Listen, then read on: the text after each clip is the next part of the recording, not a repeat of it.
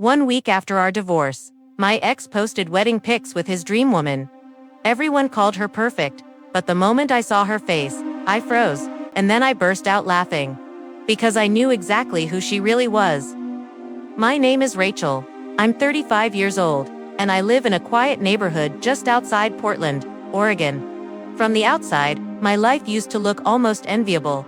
A tidy townhouse, a stable job as a billing specialist for a mid-sized medical firm, and a husband who worked as a tech consultant. His name, Aaron. He had the kind of confidence that filled a room. Always dressed sharp silver watches, pressed dress shirts, leather shoes polished like glass. The man could walk into a grocery store and somehow walk out admired. But none of that polish ever seemed to make it home to me. We'd been married for 7 years, no kids, no real chaos, just silence, cold dinners, separate sides of the bed. But today was supposed to be different. It was May 9th, our wedding anniversary, and Aaron's 36th birthday. I took a personal day, spent the morning cleaning, and then drove nearly an hour to grab his favorite bottle of Cabernet from a vineyard he loved in college. I picked up ribeye steaks and even got a little chocolate cake custom-made to Aaron. Happy birthday and love always. Back at home, I lit candles on the balcony, pulled out the good plates, and wore the soft blue dress he once said made my eyes look like the ocean. By 7 p.m., the food was warming, the wine breathing, and I was sitting at the table, waiting. 8 o'clock, I lit the candles again. 9:15. I texted, "Dinner's ready. Everything's perfect. Just waiting for you, no reply. By 10:22 p.m. I had called him twice, no answer. Finally, at 10:47, a cold little ping hit my phone, an email. Not a call, not even a text, an email. Subject line, client emergency. Sorry, can't make it tonight. Big issue with the Phoenix project, will explain later. Number, happy anniversary. No sorry, babe. Just 5 sentences that felt like a slap. I stared at my reflection in the black screen of my phone for a while. I didn't cry. I didn't scream, but something in my chest tipped over. Like a vase pushed, just far enough to fall.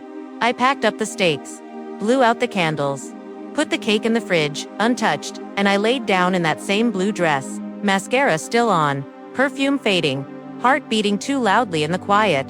The next morning, I got up early, went to work like always. I waited for a message, even just a sorry I missed dinner. But nothing. I called.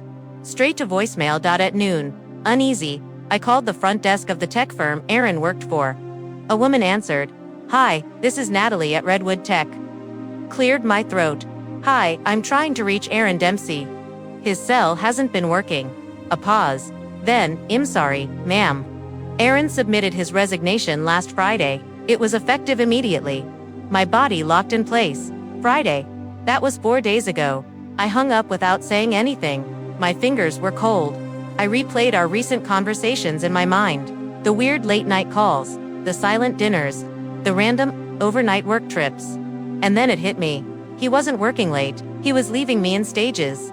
That evening, I drove home in a daze. Every streetlight buzzed louder than usual. My ears were ringing. I unlocked the door and stood inside a house that no longer felt mine. Aaron's sneakers were gone from the entry rack. The cologne bottles missing from the bathroom. The books he used to read every night, Atomic Habits, The Lean Startup, gone. I called out, quietly, like a reflex. "Aaron." No response. But then, I saw the light on in the guest room, a place we hadn't used in over a year. I stepped in, and there he was, packing a sleek navy suitcase. Not surprised to see me, not apologetic, just said, "Oh, you're home early." I blinked. "What's going on?" He zipped the bag. "I'm moving. Got a new opportunity. In Portland, Santa Fe," he replied casually. "Starting Monday." I stared at him. "You left your job without telling me." On our anniversary, Aaron walked over to the desk, pulled out a small folder, and held it out. "Divorce papers." "I don't want to fight, Rachel," he said coolly. "It's been over for a while. You just didn't notice." My hands shook as I opened the file. He had already signed everything, dated it, pre-filled the division of assets. "You think you just hand me this and walk away?" He shrugged. "You stopped being my partner a long time ago. You stopped putting effort into yourself, into this marriage. That broke something. I worked full-time, Aaron.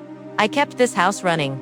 I gave up grad school so we could afford that first condo. I was always here, and I never asked you to be." He cut in. I could barely speak. "Who is she?" He paused, just for a second. "I didn't leave for someone. But yes, there is someone else." He brushed past me with his suitcase, down the hall, toward the front door. "I'll have a moving service pick up the rest. You can stay until the end of the month. I already took my name off the lease." And just like that, he was gone. No hug, no apology, no backward glance, just silence. I sat on the floor with the divorce papers in my lap, and I made a quiet promise to myself. If Aaron wanted out, fine, but whatever he was running toward, I would find out. And what I uncovered would leave me more speechless than the night he walked out. I wish I could say I walked out of that party with my head held high, but I didn't. I went home and cried. Like, really cried. I kept replaying her face in my mind. It was haunting because I knew her. I just couldn't figure out how. And worse, I couldn't understand how Evan had moved on so quickly, so cleanly, so perfectly. He hadn't just replaced me, he'd upgraded. That's what it felt like. For a few days, I spiraled. I didn't go to work. I barely ate. I ignored texts from friends. I kept scrolling through their wedding photos on Instagram. The more I looked, the more I fixated on her face. Something about her eyes. The way she tilted her head. Even the dimples in her cheeks. Then it hit me. I did know her, but I didn't recognize her because she didn't used to look like that. Her name was Lena Walsh. We went to high school together. She was 2 years below me. Back then, she looked different. Acne scars, crooked teeth, glasses, too big for her face. She was sweet, painfully shy, and always alone. I used to talk to her sometimes in the bathroom, when we were both hiding from lunch. She'd whisper things like, "I just want to disappear." I'd nod, "Me too." After graduation, I never saw her again, until now. Now she had straight teeth, glowing skin, a nose job that sculpted her face into something out of a fashion magazine, and lips that didn't belong to the girl I once knew. And Evan married her. I sat on the edge of my bathtub in disbelief. Did he know? Did he remember her?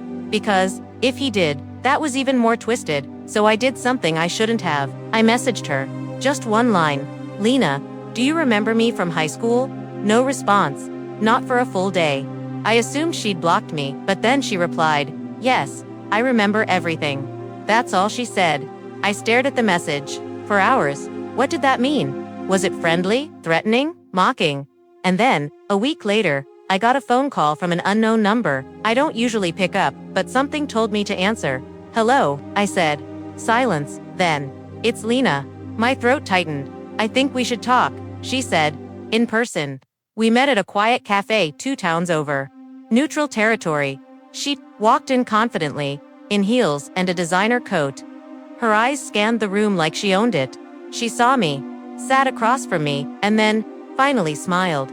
It wasn't a cruel smile, not fake, not smug, just sad. "I wanted to thank you," she said. "For what?" I asked. "For being the only person who ever looked at me in high school and didn't make me feel like garbage." I blinked. "I don't even remember doing anything." "You didn't need to," she said. "You didn't laugh when I cried in the locker room. You didn't post my picture when those boys took it without asking. You were just kind." I swallowed hard. "Lena, I'm sorry. I didn't even realize." She held up a hand. "But this isn't about that," she said. "I just needed you to know why I reached out to Evan." My heart froze. "What?" She looked at me with eyes that were crystal clear. No tears. Numbered hatred. Just cold resolve. "I watched your wedding video. I watched you walk down the aisle with the man who used to call me names behind my back. Who threw my backpack in the trash. Who told me I'd never be loved." I blinked. "Wait, Evan, he did that." She nodded slowly. "I never forgot him. But I made sure he forgot me." Goosebumps crawled up my arms. "I had surgery. I changed everything. And I made sure I was exactly the kind of woman he'd fall for. Smart, sophisticated, mysterious." She took a sip of her coffee. "And I was right. You married him. For revenge?" I asked, barely believing the words coming out of my mouth.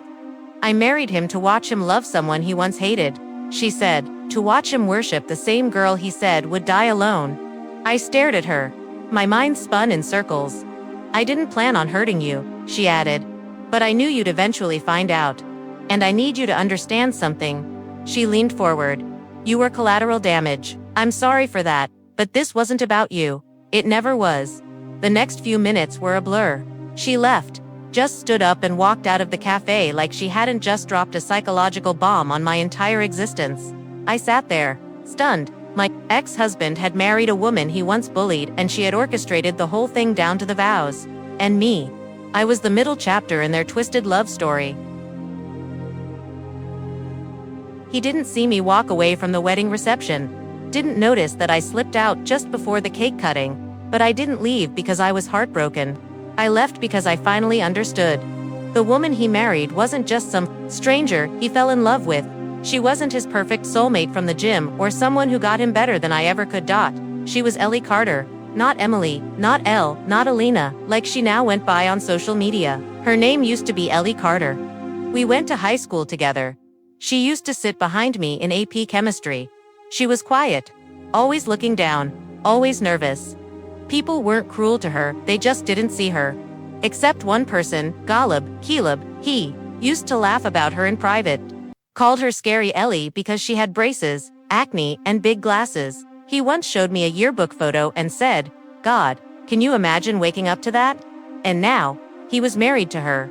Well, to the version of her he could finally accept.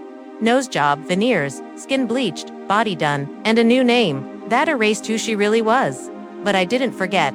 When I got home that night, I sat down with my laptop and typed in her old name. Search. Nothing. I tried her college, a few old blogs.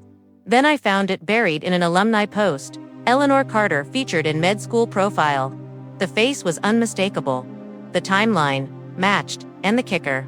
The bio listed her cosmetic surgery residency. In Miami, of course. She hadn't just become the woman Caleb wanted.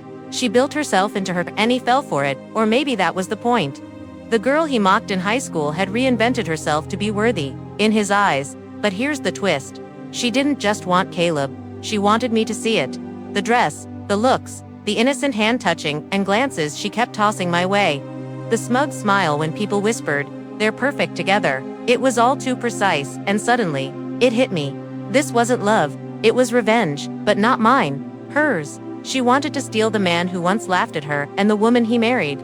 She didn't just want Caleb, she wanted me to see that she could take everything I had. But the joke was on her. Because I was never going to beg for him back.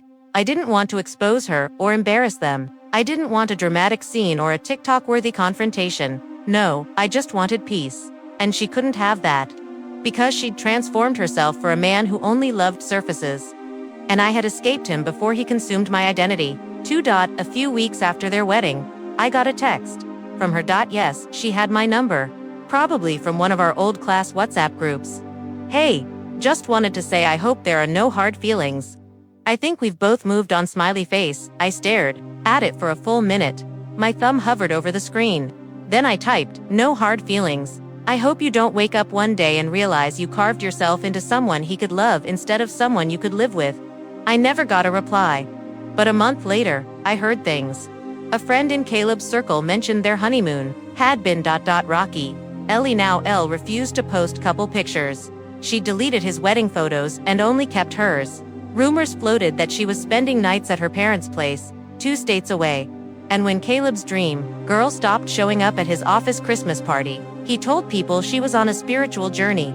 Translation: she was vanishing. Fast forward 6 months. I was walking through a downtown art festival with my sister when someone tapped me on the shoulder.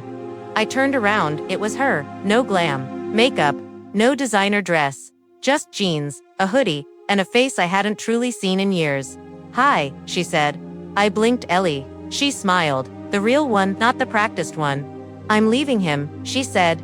I thought if I became perfect, he'd treat me differently, but he only loved the mask. I didn't say anything.